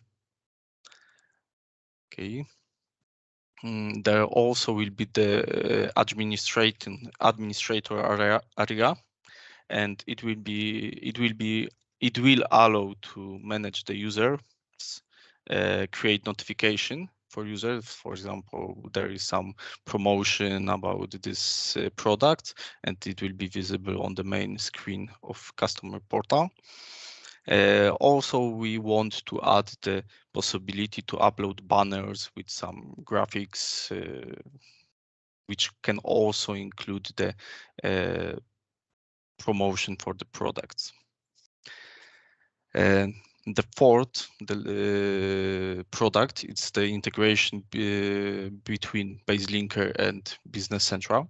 BaseLinker is the platform which integrates a lot of marketplaces and shops in one place. So you can just create some create some orders, for example, get them from Amazon, get them from Allegro or some e-shops. And then we can them synchronize to Business Central. Then we can post them and send all needed things, and we are then sending the information. So what we provided for now, there is the simple configuration assisted setup. For now, we have the automatic customer creation and update with beer support. Beer support is the government services which allow us to download the address and customer data by the VAT registration number. Another functionality is the automatic download of orders and update those orders by the status in the BaseLinker and the Business Central. All items are mapped by the EN or SKU codes. Of course, we have the inventory synchronization for selected localization from Business Central. We also provided error management. We can see the status on the order in the Business Central. Also, we can send the item list to BaseLinker. It will be the part of our demo. And we can also assign the separated number series for documents. For who we want to develop, we are developing this product. Mainly for the distribution companies, e-commerce, possible integration almost with all web shops and marketplaces available in the internet. When we plan to put it on the App Stores in the first quarter of next year. And the license model will be also the monthly subscription per company. And now I will go to the BaseLinker demo.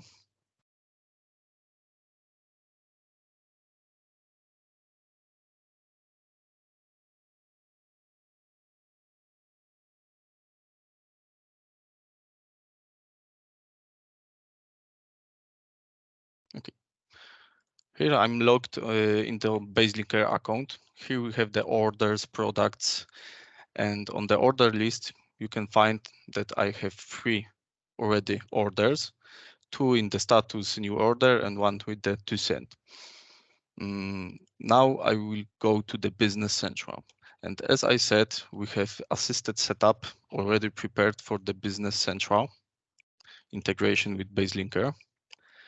And we can find it on the Connect with Arda system, setup connection basic to BaseLinker.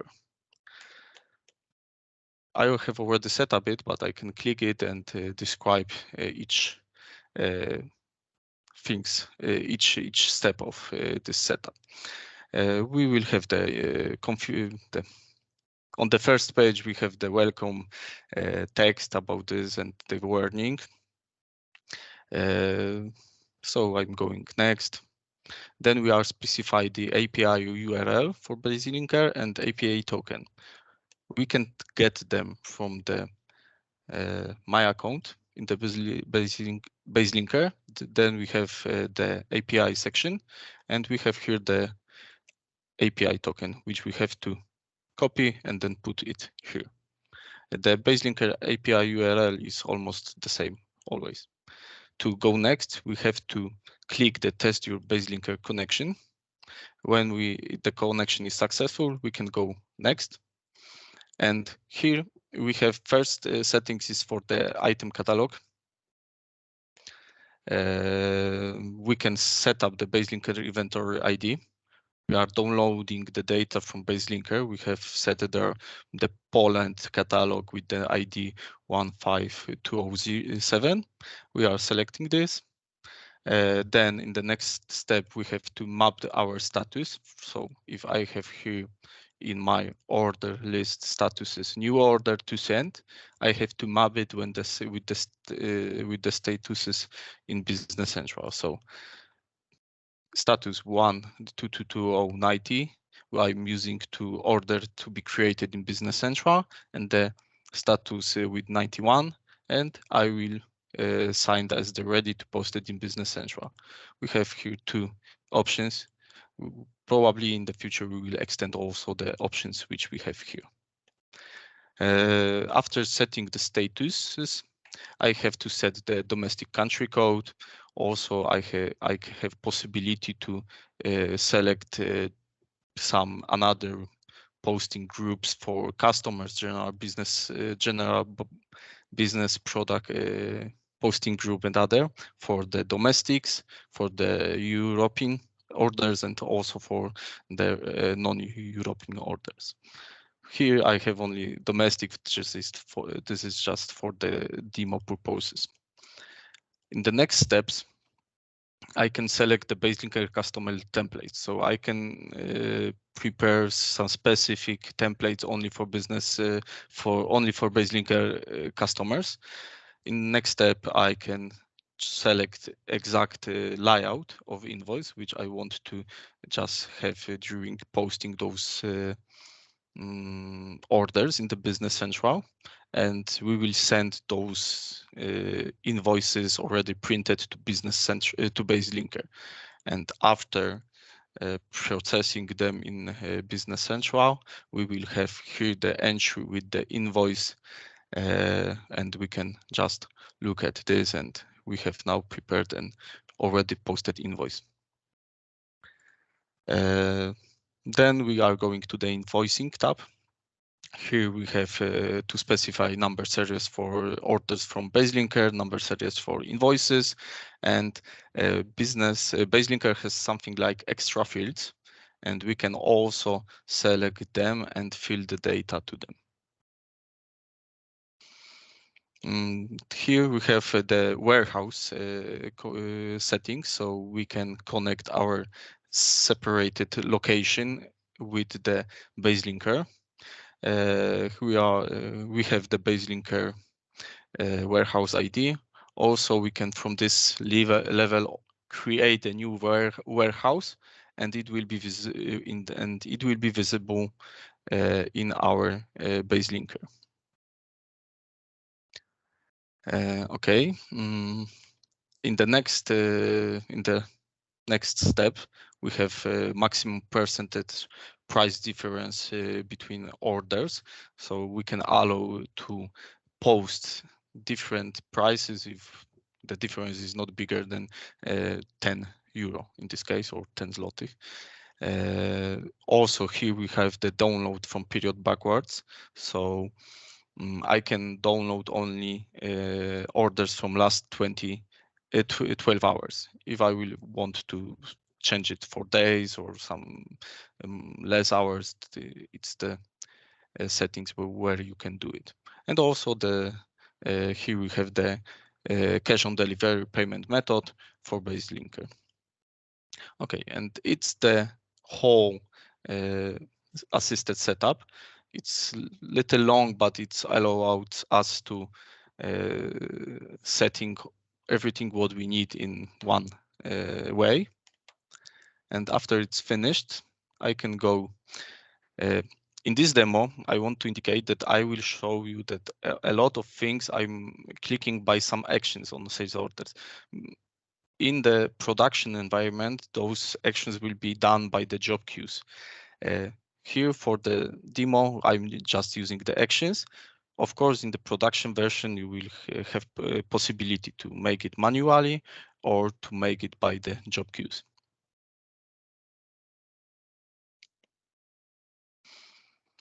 So here I have the actions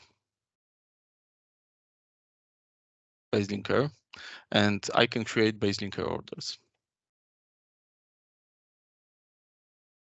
Now it's communicating to base linker, the API, and it will create 2 sales orders because in new status, I had 2 orders in base linker, one from Magento and one from Amazon. As we can see, we have different items on them, and there are here visible in the items. So for JK manufacturer, I have 1 Athens desk, 6 Mexico chairs, and 2 Paris Quest. Or I have already on the stock, so I can go with this order. I can user can set the employee in the base linker that it's ready. He wanted to send it, and now I have possibility to post it. Default posting will be blocked because we want to use the automate process. So user cannot be able to post directly by this button because this is the base linker order. But of course, we added here the action that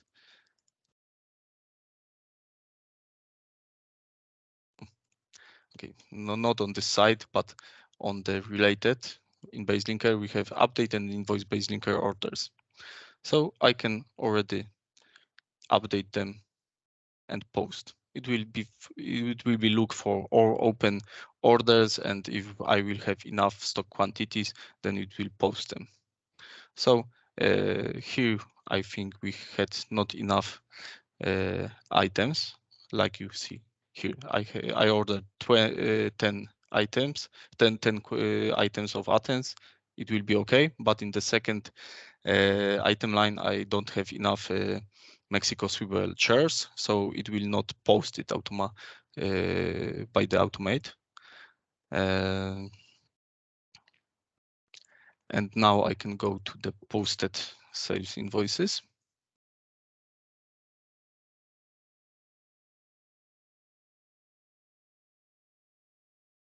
And here I will have the order for those order from business base linker. This is one thing. The another thing, we have also items.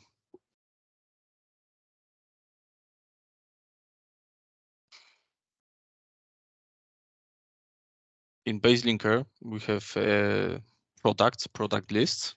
And as you see here, I don't have for now any items, and I can just directly send this item to BaseLinker to be available on BaseLinker. So here I have the update item to BaseLinker. It will be sent, and now I have the position in the BaseLinker with the price and also with the quantity of the stock from the main location in Business Central. Okay, so it's look like this way. I will also show you the information what we plan to extend in this Business Central in the BaseLinker.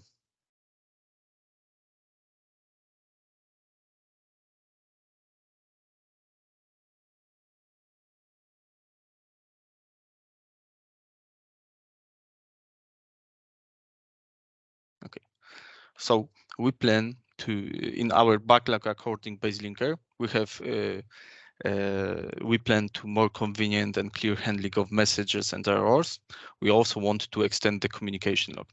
According to the changes in functionality, we want to support the retail customer under one single customer in Business Central, to not create a lot of new customers, retail customer, which will just buy one time in our company. We want to support multiple warehouse locations and multiple BaseLinker catalogs. In the presentation which I made, there was only one warehouse and one catalogs supported for now. Also, we want to add the price group mapping and send the invoice printout to BaseLinker. According onboarding and UX, we want to just make some improvements and add guided tours on pages, additional documentation, links, help, and tooltips on those screen. Okay, I think from my side it's everything. The question is if you have any questions. Yeah, thank you, Claudius, so much. In fact, there were several questions on the list. One popped up exactly a minute before you showed the solution. It is, can we use standard BC for sending sales invoices to customers? Yes, of course, it's possible, but it's have to be done manually. So we have button on the sales invoice card, just called the email, and then Business Central is showing you the pop-up window with already attached posted sales invoice pinned out, and you can send it to the email. The invoice mail queue is more to automate the process. Sure. There is one more question. Is the fiscal module will the fiscal module be available also for SaaS version? So as you explained, Claudius, the target is to have it on AppSource in Q2 next year, right? Yes, it will be also available for the Business Central Online. Great. It's working. It's already working with the Business Central Online, but it's not on the AppSource of Microsoft yet. Of course. Do we have any other questions? No, I don't think so. So maybe now let's have a look at my slides. I'll show the screen in a minute.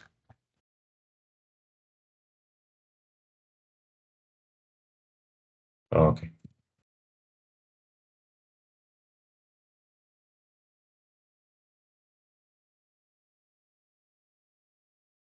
Okay, please let me know if you can see the screen.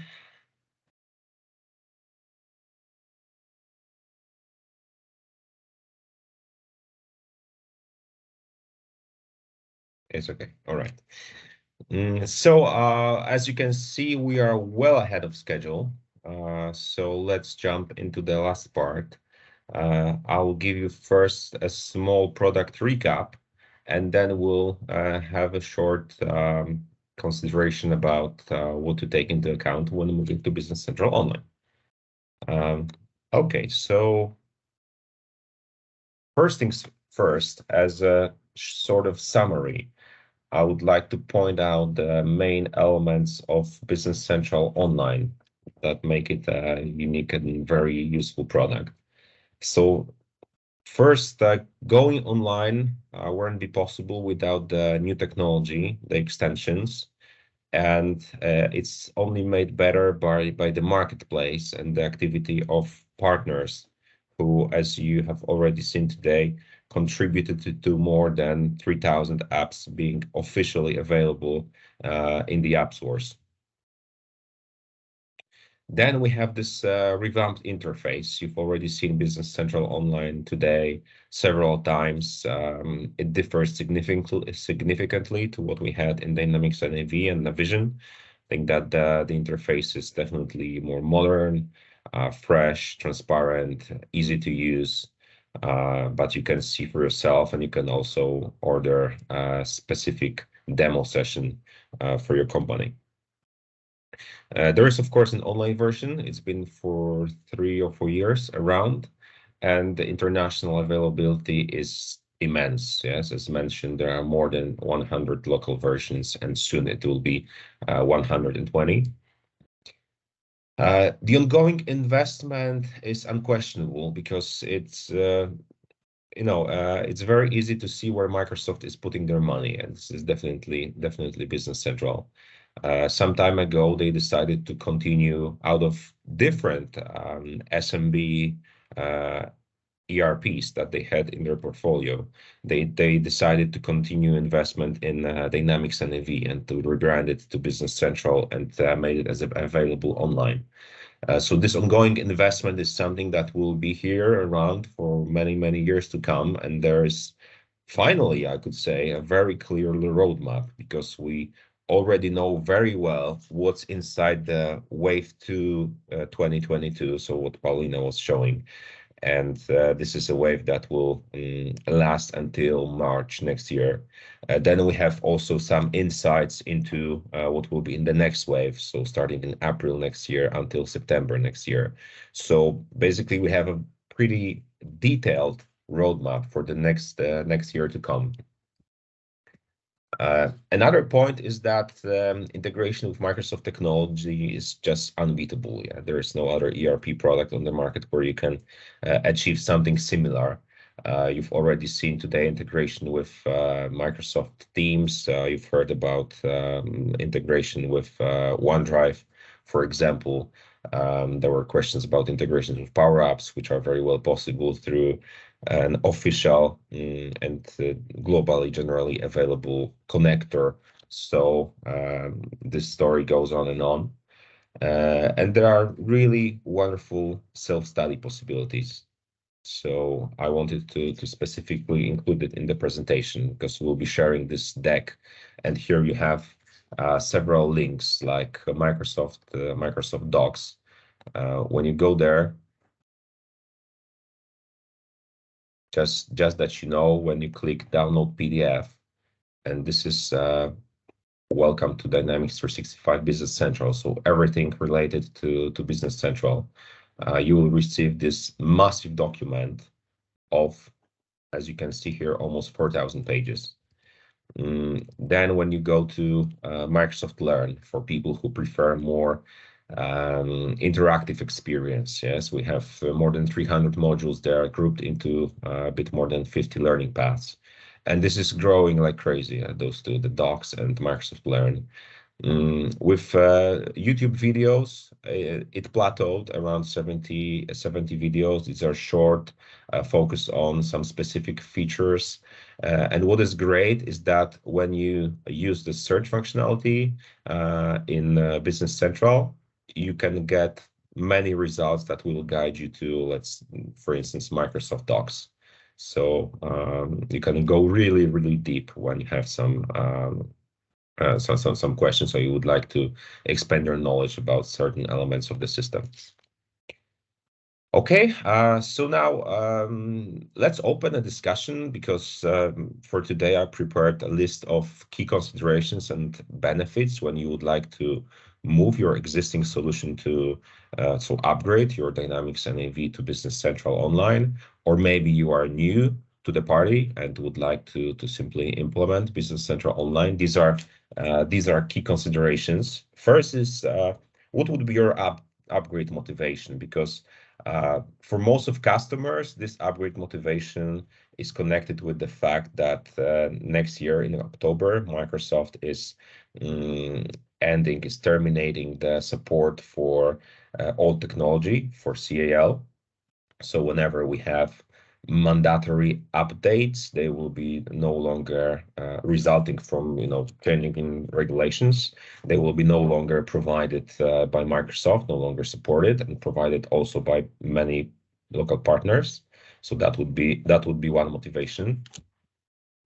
About IT infrastructure, so Business Central Online comes as a full package, right? So you are getting the state-of-the-art app as well as all the background, so the IT infrastructure. It means that you don't need to worry about SQLs, Windows Server licenses.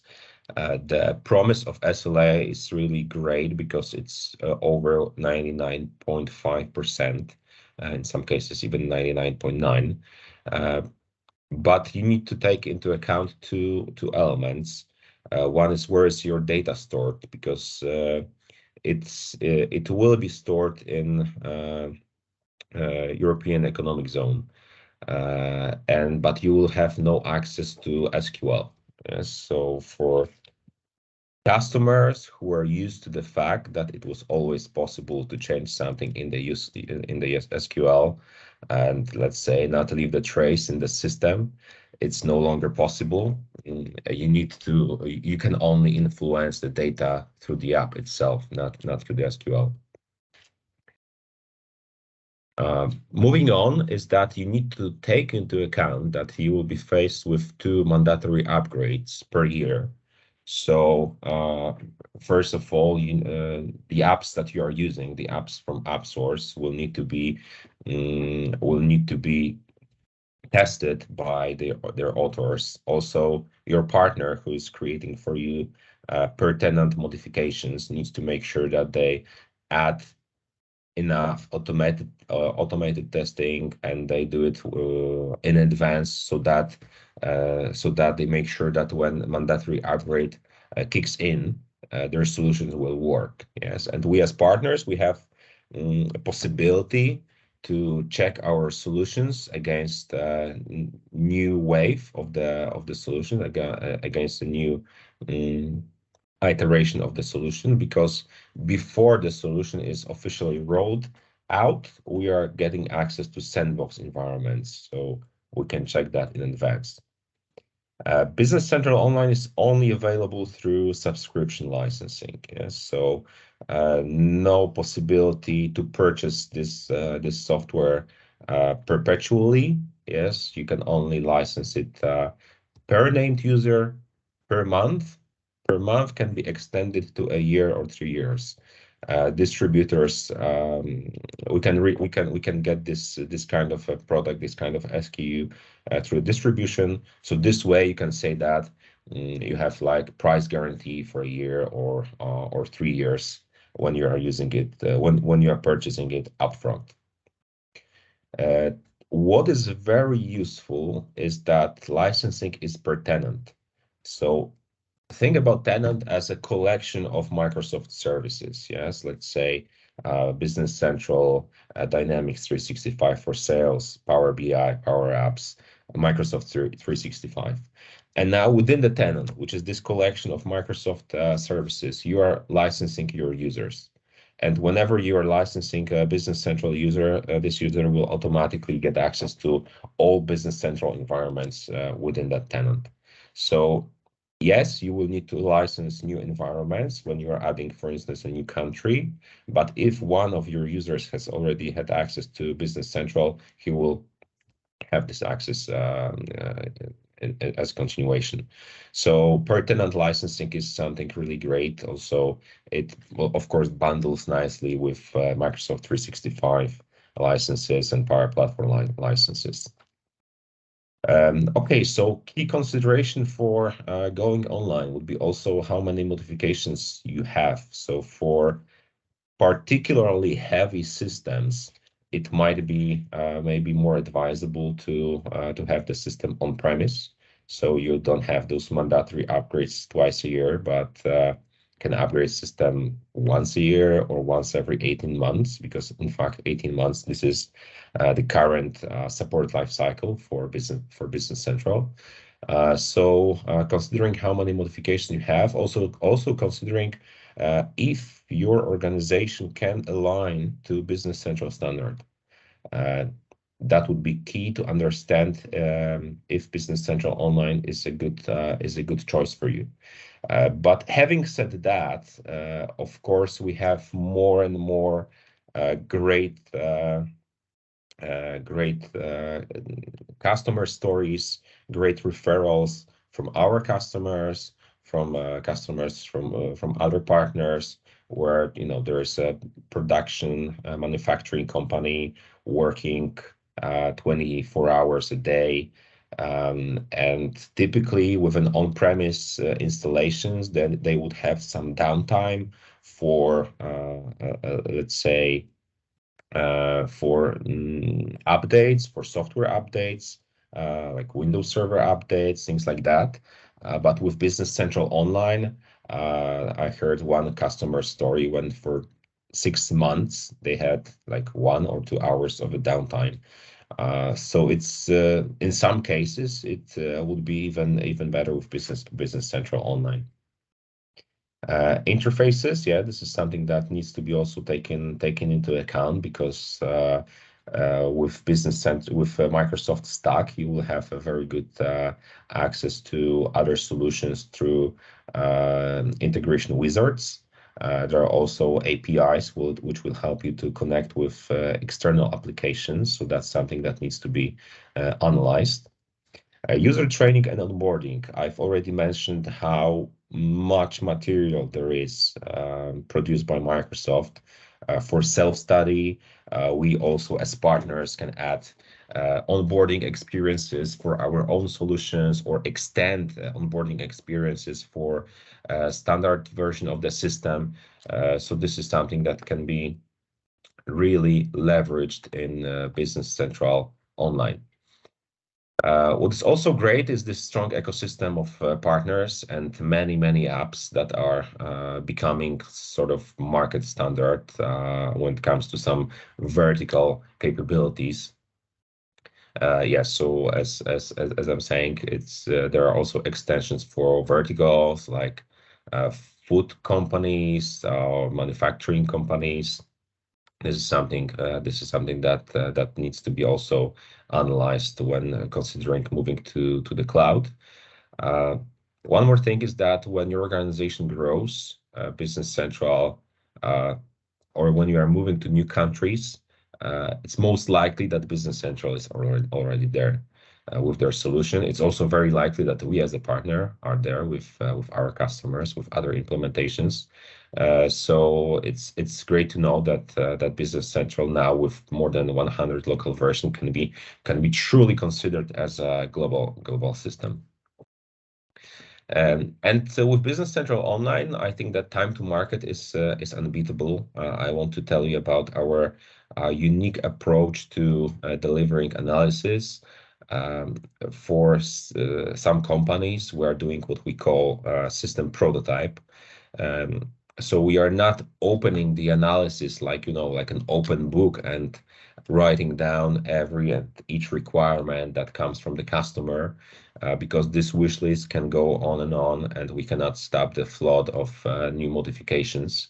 What we are trying to do with system prototype is to populate the standard version of the system with some meaningful data from the customer, also to do some initial setup across the modules that will be used. And then this kind of a system prototype is being presented to the customer. So we are kind of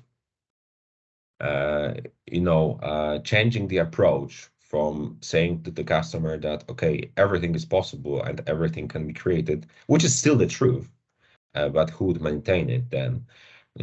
We're changing an approach to incorporate this new logic, this new philosophy that sticking to system standard is advisable for most cases, especially that, with Business Central, this is what 35 years of system legacy and a total of around 200,000 customers. I'm talking now about both online and on-premise versions who have been using the system, also parts of its standard functionality. So with the system prototype, we are trying to keep the customer close to the standard of the system and also offer unbeatable time to market. Okay, so let's join the discussion for those of you who have still some questions. You can post them through the chat functionality. And in the meantime, I would like to explain to you how Business Central trial can be obtained. So what you need to do, and you can do it even now, is to scan this QR code or even type this simple URL. And when you go to this website, just click test for free. There will be a pop-up. Send us your company details, including Microsoft tenant, if you already have one. If you don't have one, you don't need to provide any information, or you can provide just a domain name that would be, your choice for Microsoft tenant. And then you will receive a link from us to grant us admin access. So that we can set up a Business Central tenant. A free tenant is provided for 30 days for up to 25 full users. We can help you find your way around the system. Also remember that when you're granting us admin access, it can be just for a couple of days in order to let us do this admin work, or it can be done through granular admin delegated privileges. So it should be safe for your organization.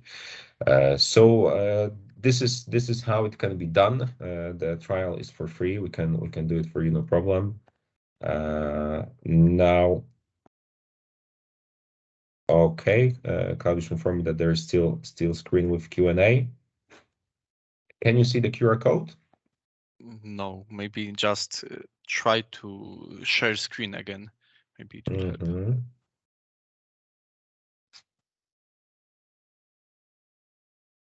Okay, maybe it's with my screen some problem. Okay, okay, probably it's only with my Teams. So. Okay, so at least three people can see the QR code now. Okay, so that would be the flow, the content that we have prepared for today.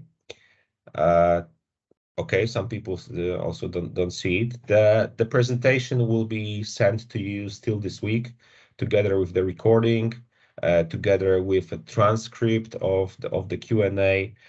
So you'll get all the materials still this week. Okay, now it appeared on my screen.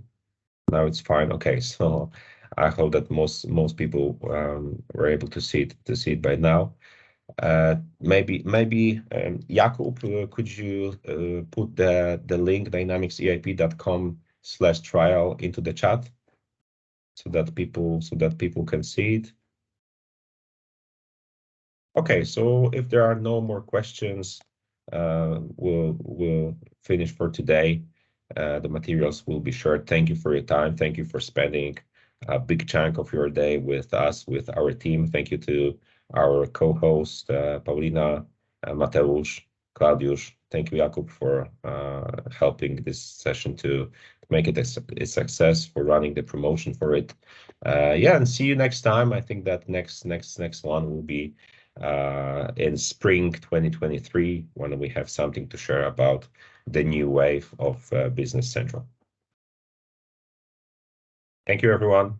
Have a nice rest of the day. Bye-bye. Thank you. Bye. Hello. Thank you.